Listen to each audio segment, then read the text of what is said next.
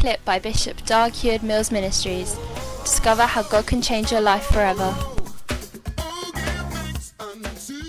For you. Is it fantastic? Yeah. Is it amazing? Is it supernatural? Now it says the ox knows his owner, and the ass his master's crib, but Israel does not know, and my people does not consider. Wow. This scripture is true about us. It's true about the church, that everybody knows his owner and who is the owner of the institution and to whom they must answer. Everybody knows it. Those who work in schools and are teaching, they don't teach the gospel when they are teaching, because they know that it's a school owned by maybe the government. You cannot come and start teaching principles of faith or principles of patience or any of these virtues. They may be virtues. You cannot do that during a physics class. You cannot teach about love during a chemistry class. It's wrong. And you wouldn't even want your child to go to a school which is teaching about love during the chemistry class.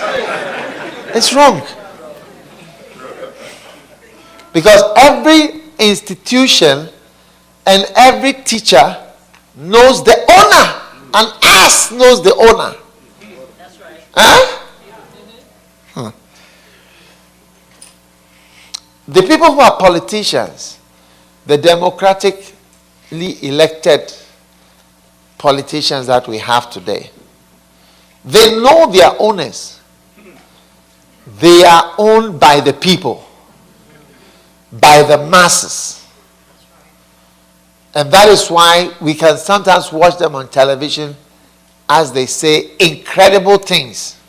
And you wonder why the person is saying what he's saying. You can't even believe it. But they know that these people are going to vote for me.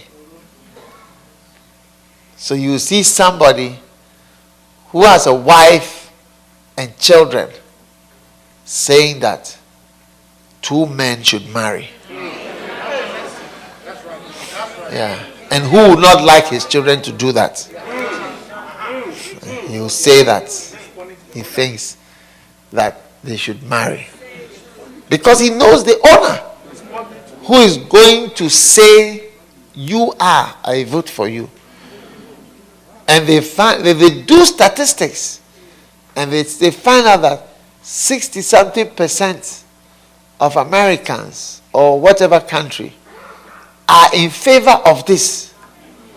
And so based on that, they know the owner and the one who has the power. Do you understand? Yeah. Everybody knows where the power is being wielded from in his particular area or field. So you will see a Christian who grew up as a Christian doing alakubala with fellow other members. Yes. Because of his master. It's a response to his owner. Wow. Whom he has recognized as his owner. Yeah. Because he's going to get his vote from those people. So he knows that I am owned by these. But the church and the pastors, we don't know who owns us. And that is why we have yielded ourselves to become something different from what the owner of the church desires. Yeah, something very different. You get it? Where today, when you go to church, we preach as though we are bank managers. Yeah. I tell you. And we have forsaken the real owner of all of us. And even asses and donkeys are doing better than we are.